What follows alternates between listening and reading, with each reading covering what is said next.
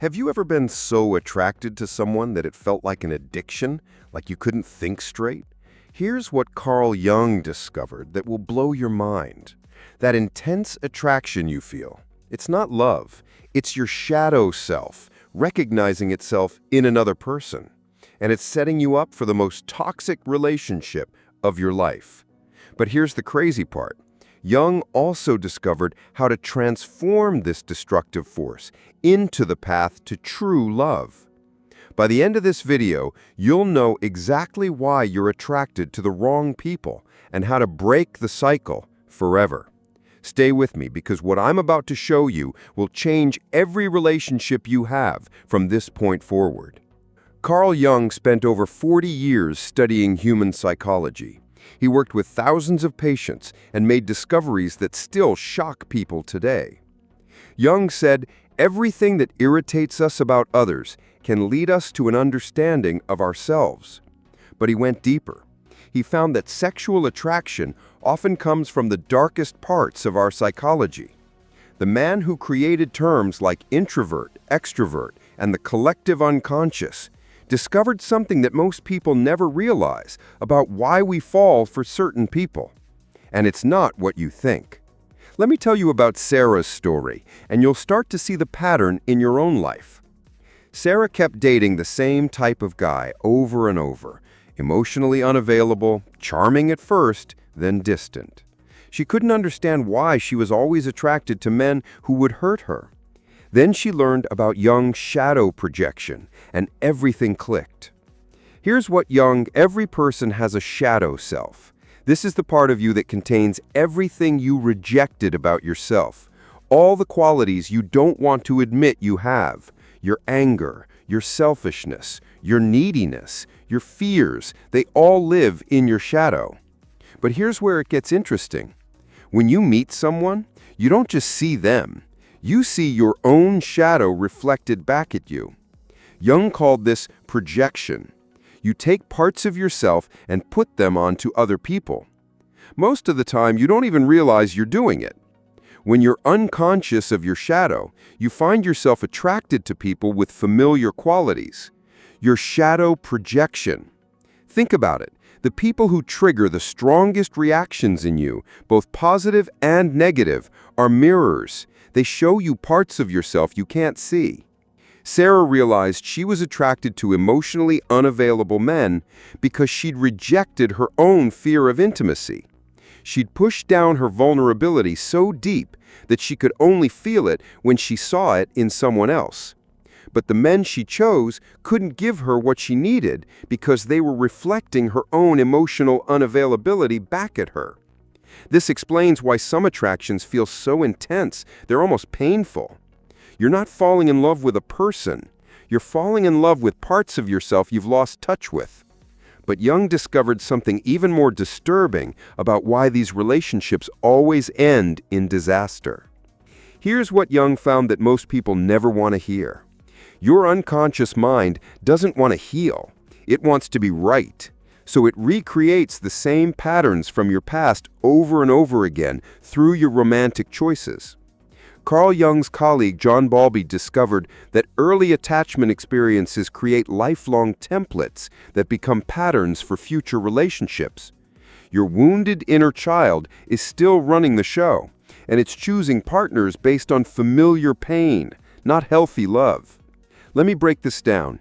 If you were abandoned as a child, your unconscious mind learned that love equals abandonment. So, you'll be attracted to people who will abandon you.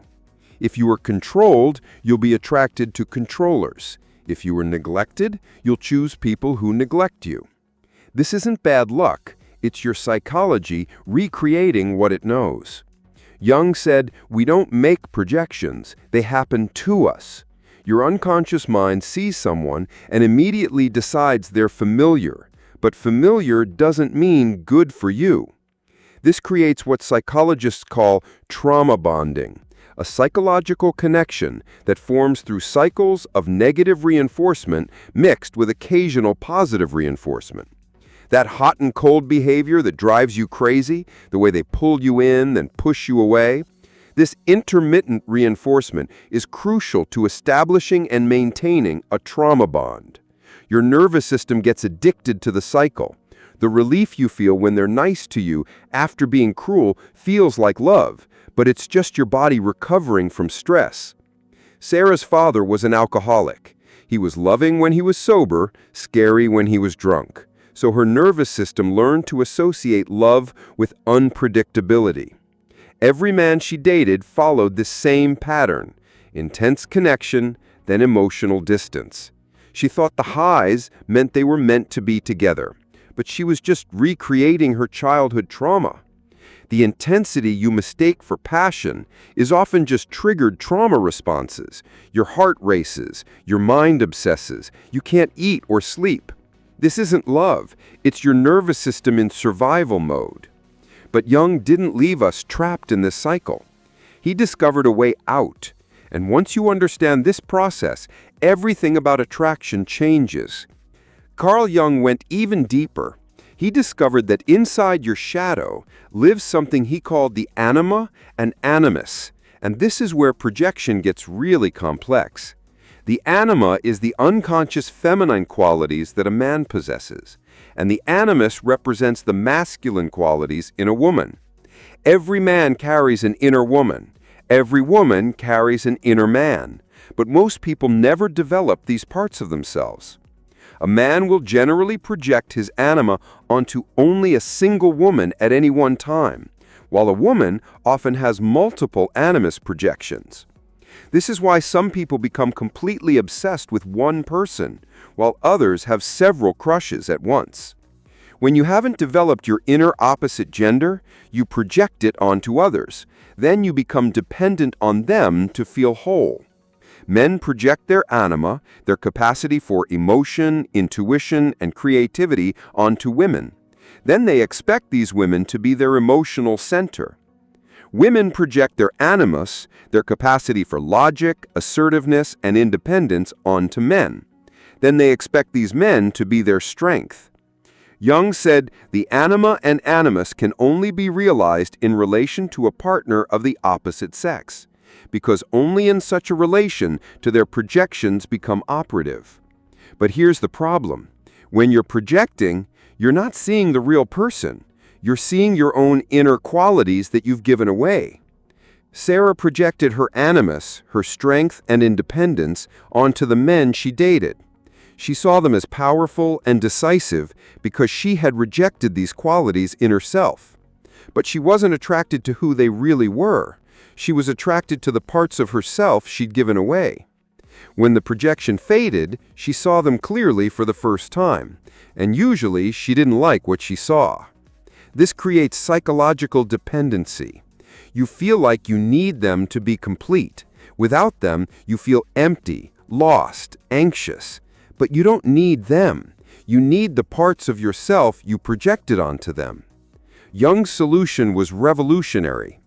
Carl Jung discovered that the path to healthy love goes through shadow integration. You have to reclaim the parts of yourself you've given away. This process has 4 stages, and most people never get past the first one. First, you have to recognize when you're projecting. Pay attention to intense reactions. When someone triggers strong emotions, positive or negative, ask yourself, what quality do I see in them that I rejected? If you're angry at someone for being selfish, look at your own selfishness. If you're attracted to someone's confidence, examine your own insecurity. Jung said the qualities that trigger you the most are usually your disowned shadow qualities. Second, you have to own these qualities. This is the hardest part, because it means admitting things about yourself you don't want to be true.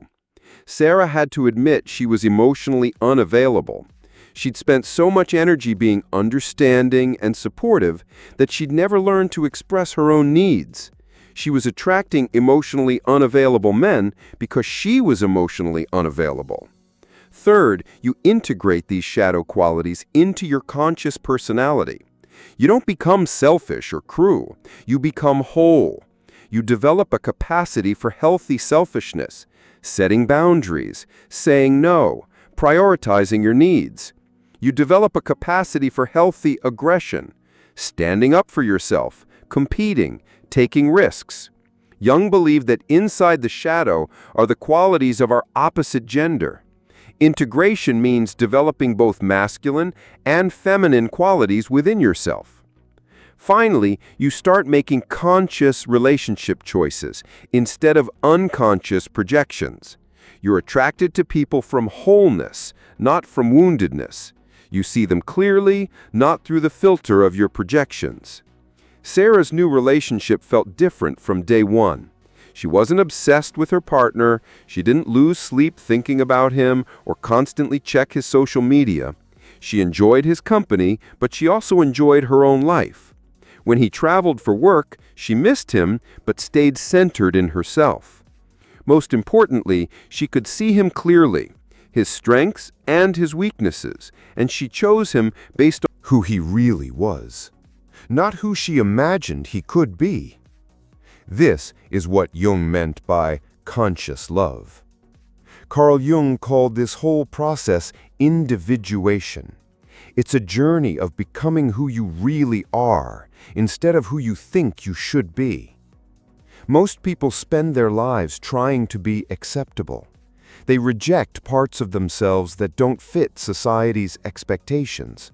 But these rejected parts don't disappear. They go into the shadow. And from the shadow, they control your attractions, your relationships, your choices. Individuation means integrating all parts of yourself, the good and the bad, the light and the dark, the masculine and the feminine. When you're individuated, you don't need others to complete you because you are already whole. You don't project because you own all your qualities. This doesn't mean you become perfect. It means you become honest about who you are. When individualized people come together, they create conscious relationships. They see each other clearly. They love each other's reality, not their projections. They enhance each other's lives without losing themselves. They support each other's growth without trying to change each other. Here's the paradox Jung discovered. The more whole you become as an individual, the better you become at love. When you stop looking for someone to complete you, you find someone who complements you. When you stop trying to heal your wounds through relationships, you find someone who celebrates your healing. Sarah realized that all her painful relationships had served a purpose. They'd shown her exactly what parts of herself she needed to reclaim. Every person she'd been attracted to was a teacher, showing her what she disowned in herself. The process was painful, but it led her to wholeness. And from that wholeness, she could finally love consciously. So here's what Jung's discoveries mean for your life. That intense, overwhelming attraction you feel, it's not a sign you found your soulmate. It's a sign you found your shadow. The people who trigger the strongest reactions in you are mirrors, showing you parts of yourself you can't see. Your unconscious mind recreates familiar patterns through your romantic choices. It chooses pain it knows over love it doesn't recognize. But you can change this pattern through shadow work. Recognize your projections by paying attention to intense reactions. Own the qualities you see in others that trigger you. Integrate these shadow qualities into your conscious personality. Make conscious relationship choices from wholeness, not woundedness. When you do this work, everything changes. You stop being attracted to people who hurt you. You start being drawn to people who enhance your life. You love from choice, not compulsion. You see people clearly, not through projections. You create relationships based on reality, not fantasy.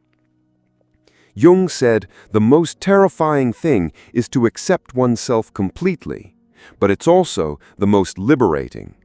When you accept all parts of yourself, the light and the dark, You stop looking for completion in others. You become whole. And from that wholeness, you can love consciously, deeply, and truly. Remember the beginning, when I promised to show you why you're attracted to the wrong people and how to break the cycle? Now you know. Your attractions are your psychology, showing you what needs healing. Use them as a map to your shadow.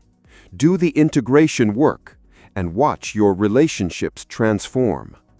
This is Jung's gift to us, the understanding that our attractions, even the painful ones, are pointing us toward wholeness, and wholeness is the foundation of true love. If this video helped you understand your attraction patterns, hit subscribe. I create content that transforms psychology into practical tools for better relationships. And tell me in the comments, what shadow quality do you think you've been projecting on others? I read every comment, and your insights help other viewers too. Thanks for watching, and remember, your shadow isn't your enemy. It's your path to wholeness.